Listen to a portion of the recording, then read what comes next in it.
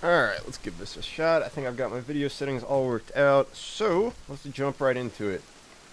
Okay, so, this is a great example of a strategic situation with a lot of different moving parts. So let me show you exactly where I'm standing and what it means. Because a good part, sort of, I'll say a major part of strategy is using the limited information you have to make the best choice possible.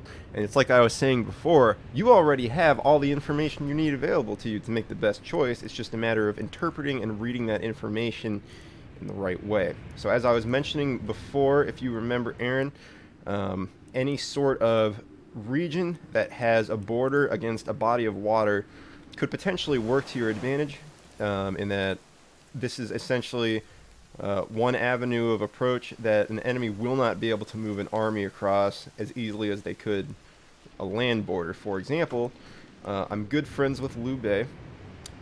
Let's see here. Diplomatic status. I'll do attitude for now. So Liu Bei likes me a lot. Tao Ying likes me a lot.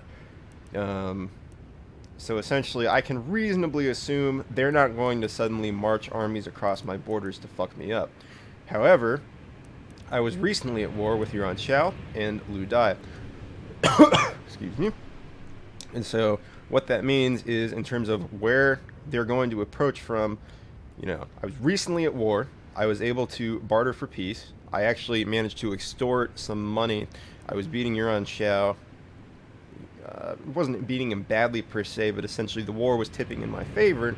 And so when I put the peace offering up, it was essentially, if I were to offer peace with nothing in return, he would like me more. So what I did was I asked for the equivalent amount of gold, and essentially I charged him for peace.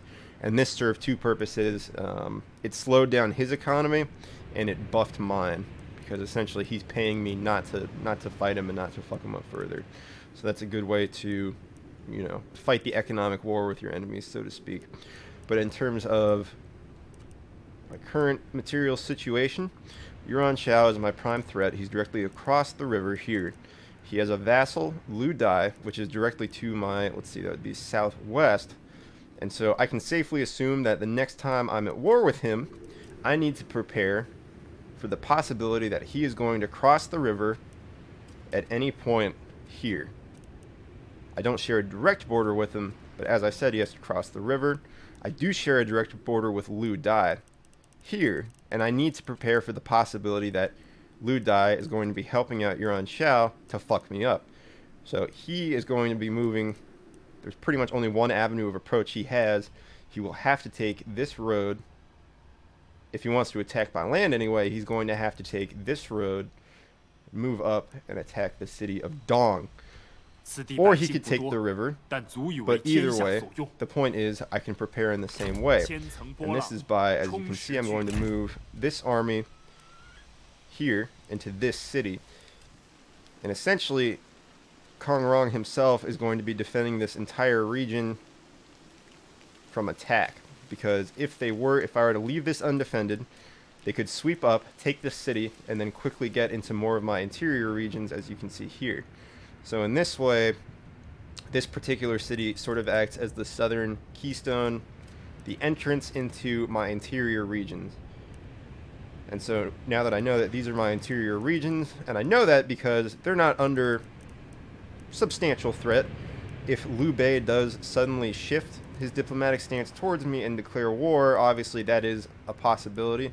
But I don't consider it a likely possibility. I consider it much more likely that Yuan Shao is going to engage in warfare with me long before Liu Bei is going to suddenly turn his back and attack me. So this is the immediate threat I'm preparing for here.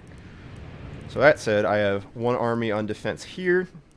I have a second army still mustering here.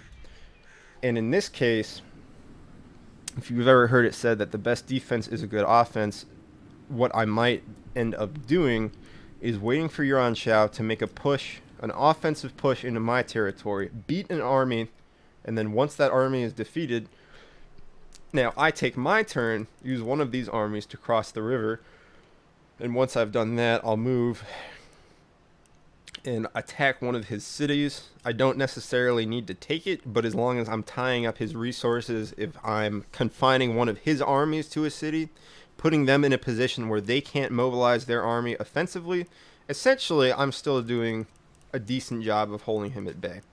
Now, an interesting dynamic to note here. I am pressed up against a river, and what that means for our strategy is that, say if you were to right click and drag to see the path that your army is going to take, what you'll notice here is that anywhere I move, it'll take one entire turn to cross the river, no matter where I'm going. Even if this army, say, were in this position instead, it would still take a full turn to cross the river. And so what that means in turn is that it would take 2 turns to actually get to his city. So my turn ends immediately after crossing the river, and what that means is that when my turn ends, this army is going to be vulnerable inside of their territory here, or here, or here. It doesn't matter where exactly, but the point is, hypothetically, my army is going to have to sit still for at least a turn before they can make further moves into the enemy's interior. So that's something I'm going to have to keep in mind when crossing this river to attack. Now this army is still mustering. Here's where I'm at from an economic standpoint. I've recently made some upgrades. I only recently mustered this army because since I was at peace, I figured, okay, this is a good time to reinforce my economy because there is no immediate strategic threat. I can reasonably assume that Yuan Shao is not going to break a diplomatic treaty and attack directly after we've signed for peace. Now, there's nothing materially keeping him from doing this, but diplomatically, in this game anyway, there are a lot of incentives for him not to do that. So, again, using the information I have, I can't guarantee it, but the probability of him making that move is relatively low.